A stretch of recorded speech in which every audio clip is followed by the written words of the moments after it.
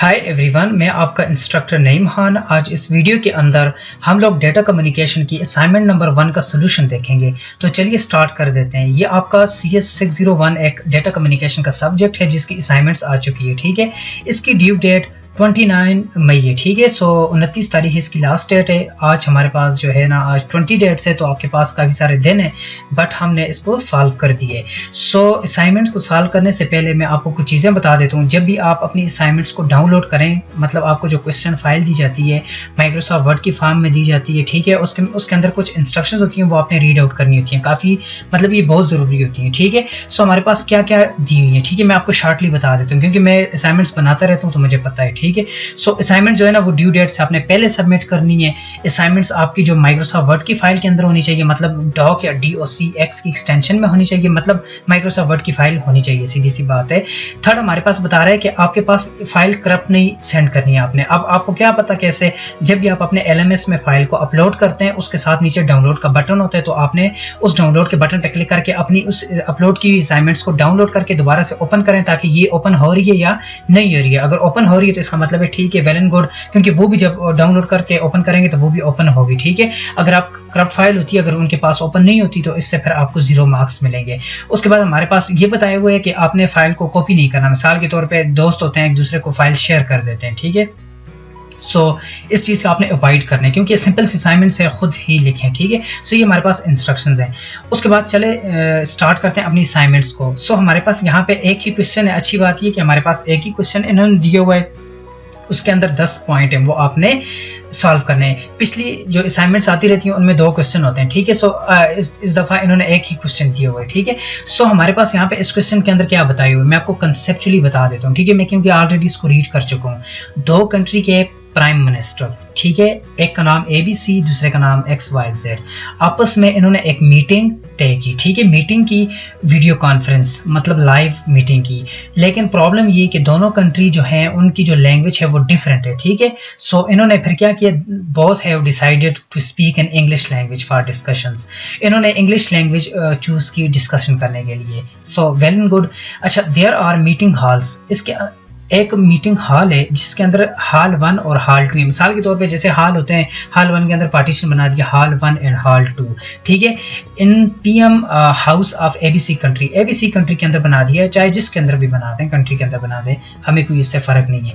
अच्छा, both having different computer networks, दोनों जो है ना डिफरेंट नेटवर्क्स हैं। क्या मतलब देखें, अब हॉल 1 जो है ना, हॉल 1 उसके अंदर 18 कंप्यूटर पड़े हुए हैं, और where each computer is directly connected to other computer in the network. ठीक है, कहते हैं कि 18 कंप्यूटर कनेक्ट हैं, वो आपस में कनेक्टेड हैं। ठीक है, 18 कंप्यूटर हॉल 1 के अंदर आपस में कनेक्टेड हैं, जैसे एक लैब के अंदर आपस में कंप्यूटर कनेक्टेड होते हैं, 18 कंप्यूटर। ठीक है, हॉल 2 के अंदर क्या बता रहा है, हॉल 2 के अंदर 8 कंप्यूटर जो कनेक्टेड हैं through a self deciding central device. Central device means के हमारे पास हब होती है जिसके साथ 8 कंप्यूटर कनेक्ट है, मतलब दरमियान में हब रखी हुई है और 8 कंप्यूटर इसके साथ कनेक्ट किए हुए हैं। ये एक हॉल 2 हुआ, और हॉल 1 के अंदर हमारे पास 18 कंप्यूटर हैं जो एक दूसरे के साथ कनेक्टेड हैं। अब क्या बता रहे हैं, अब हमें ये बता रहे हैं कि ये आपस में बातचीत कर रहे हैं। ठीक है, हमारे पास यहाँ पे केयरफुली जो सिनेरियो दिया हुआ है इसको आपने रीड कर देना है। ठीक है, इसमें से आपने पॉइंट देखें, जब 18 कंप्यूटर कनेक्टेड हैं, विथ ईच अदर कनेक्टेड हैं। अच्छा, दूसरे के अंदर हॉल 2 के अंदर 8 कंप्यूटर कनेक्टेड हैं, थ्रू सेंट्रल डिवाइस कनेक्टेड हैं। ठीक है, ये बस पॉइंट है। ठीक है, और meeting is being held in a smooth flow where each PM can listen to speak and speak to each other at the same time, मतलब सेम टाइम पे दोनों आपस में कम्युनिकेट होकर बातचीत करें, जैसे आप मोबाइल पे लाइव वीडियो पे कॉल कर रहे हैं। ठीक है, ये पॉइंट आउट है, अभी मैं आपको बताता हूँ। अब हमारे पास यहाँ पे देखें, ये हमें सिनेरियो दिया हुआ है। ठीक है, ये सिनेरियो था और ये पॉइंट है, इनके आगे हमने आंसर लिखने मैंने फिल किए हुए हैं। तो अभी मैं आप लोगों ने यहाँ से देख के कर लेने, मैं आपको समझा देता हूँ। ठीक है, पहला पॉइंट क्या है, which type of topology is used in the hall 1। Hall 1 के अंदर कौन सी टोपोलॉजी यूज की गई है, मैंने बताया हॉल 1 के अंदर 18 कंप्यूटर आपस में कनेक्टेड थे, तो हमारे पास मैश टोपोलॉजी यूज होती है जो कंप्यूटर को आपस में कनेक्ट करती है। ठीक है, मतलब एक दूसरे के साथ कनेक्ट करने के लिए हमारे पास एक टोपोलॉजी होती है, मैश टोपोलॉजी, जो कि कंप्यूटर को एक दूसरे के साथ कनेक्ट करती है। तो ये वाली टोपोलॉजी यहाँ पे यूज की गई है, हम इसका लिखेंगे मैश टोपोलॉजी। उसके बाद what is the total number of links required in the identified topology for hall 1। ठीक है, कि हमने क्या करना है, टोटल नंबर ऑफ लिंक्स कितने हैं रिक्वायर्ड कितने लिंक्स रिक्वायर्ड हैं हाल 1 के लिए टोपोलॉजी के लिए, ठीक है। सो हमारे पास हमें पता चल गया कि मिस टोपोलॉजी हाल 1 के अंदर इस्तेमाल की गई है। तो मिस टोपोलॉजी का एक फार्मूला होता है, जब भी आप देखें टोटल नंबर ऑफ लिंक्स के कितने लिंक्स हमें रिक्वायर्ड होंगे, तो लिंक्स के लिए हमारे पास जो मिस टोपोलॉजी के अंदर फार्मूला होता है वो होता है n, ठीक है, फिर n-1 डिवाइडेड बाई 2, मतलब n into n-1 divided by 2, ये हमारे पास फार्मूला होता है। n का मतलब होता है नोड, नोड का मतलब होता है कंप्यूटर्स, ठीक है, सिंपल सी बात है।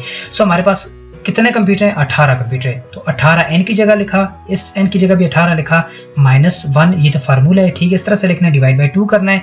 अब देखिए 18 में से 1 गया, 17 रह गए, तो 18 17 डिवाइड बाई 2 आ गया, ठीक है। फिर हमने इसको क्या कर दिया, इसको इसके साथ मल्टीप्लाई करके और डिवाइड कर दिया 2 पे, और हमारे पास यहाँ पे आंसर आया 153 जो हमारे पास लिंक्स हैं रिक्वायर्ड हैं इसके लिए कनेक्शन के लिए, ठीक है। उसके बाद हमें क्या बताया, what is total number of ports being used in identified topology in hall 1। Hall 1 के अंदर जो हमारे पास पोर्ट्स कितनी यूज होंगी, तो पोर्ट्स के लिए इसका फार्मूला होता है n-1, ठीक है।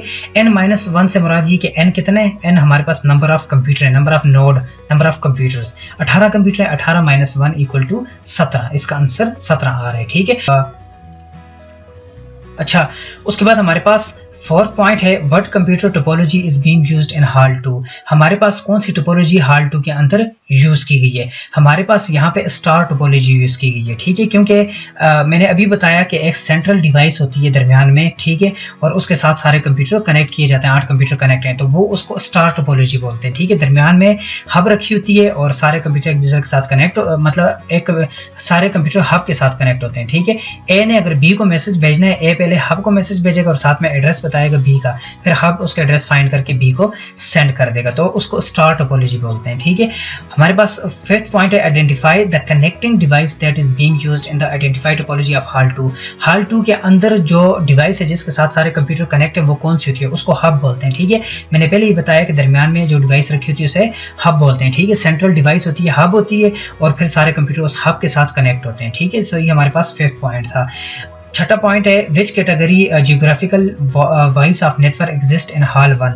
हाल 1 के अंदर कौन सा नेटवर्क एग्जिस्ट करता है, ठीक है। हाल 1 के अंदर बेसिकली लोकल एरिया नेटवर्क इस्तेमाल होता है। 3 टाइप के नेटवर्क होते हैं, मेट्रोपॉलिटन, लोकल एरिया मेट्रोपॉलिटन और वाइड। वाइड तो आपको पता है ग्लोबली होता है, मेट्रोपॉलिटन सिटीज वाइज होता है, और हमारे पास लोकल एरिया जो होता है ना वो एक रूम के अंदर, एक बिल्डिंग के अंदर होता है। तो यहाँ पे भी एक हाल है जस्ट सिंपल सा, ठीक है, उसके अंदर 18 कंप्यूटर कनेक्ट हैं हाल 1 के अंदर, तो वो लोकल एरिया नेटवर्क कहलाएगा।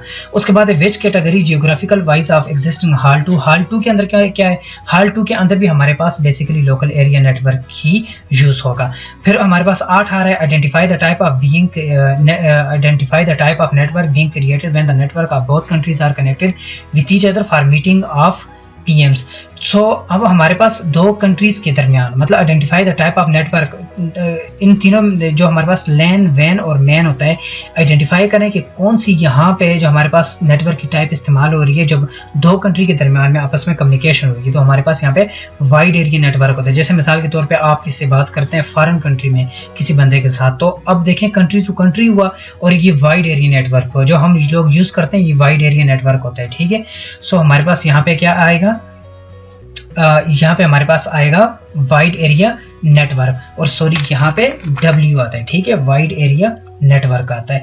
उसके बाद हमारे पास 9th जो हमारे पास पॉइंट है, identify the communication mode which is enabling both the PM listen and speak to each other, ठीक है, एट द सेम टाइम। कहते हैं कि इनके लिए कौन सा कम्युनिकेशन मोड इस्तेमाल किया जाता है जो आपस में एट द सेम टाइम पे बातचीत कर रहे हैं, ठीक है। मैं आपको सिंपल बता दूं, हमारे पास कम्युनिकेशन के लिए 3 मोड होते हैं। हमारे पास एक होता है सिंप्लेक्स मोड, हाफ डुप्लेक्स, और एक होता है फुल डुप्लेक्स। सिंप्लेक्स मोड वो होता है जिसके अंदर एक ही डायरेक्शन पे काम होता है। जैसे मिसाल के तौर पे आप रेडियो सुनते हैं तो आपको ही सिग्नल पहुंचते हैं, ठीक है, आप सुनते हैं, आपको रिस्पांस वापस नहीं देते, ठीक है, सैटेलाइट पे। सो क्या होता है कि वो एक तरफा कम्युनिकेशन थी, मतलब आप सिर्फ रेडियो सुनते रहते हैं, ठीक है। और हाफ डुप्लेक्स में क्या होता है, हाफ डुप्लेक्स में दोनों तरफ होती हैं but not at the same time. मिसाल के तौर पे जैसे एक डिवाइस होती है वाकी टाकी, ये जो ट्रैफिक वाले होते हैं, ठीक है, इनके पास वाकी टाकी होती है, ये बात करते हैं, वो रिकॉर्ड होकर दूसरे बंदे को सेंड हो जाती है, फिर उसके बाद वो आगे से बात करके रिकॉर्ड करके इसको सेंड करते हैं, तो वो हाफ डुप्लेक्स होती है, ठीक है। एक होती है फुल डुप्लेक्स। फुल डुप्लेक्स में ये होता है कि आप जब बात करते हैं तो आमने सामने करते करते हैं, मतलब बात करते हैं उसको, आप बात करते हैं वो सुनता है, वो आगे से आपको जवाब देते हैं, आप सुनते हैं, डायरेक्टली कम्युनिकेशन होती है, जैसे वीडियो कॉन्फ्रेंसिंग होती है, ठीक है। आप डेली बेसिस पे आजकल सोशल नेटवर्किंग पे ज़्यादातर लोग करते हैं, उसको फुल डुप्लेक्स कहते हैं। तो यहाँ पे भी देखें, यहाँ पे क्या बताया कि वो लिसन कर रहे हैं और स्पीक कर रहे हैं एक दूसरे के साथ at the same time. So हमारे पास यहाँ पे फुल डुप्लेक्स ट्रांसमिशन का यूज किया जाएगा।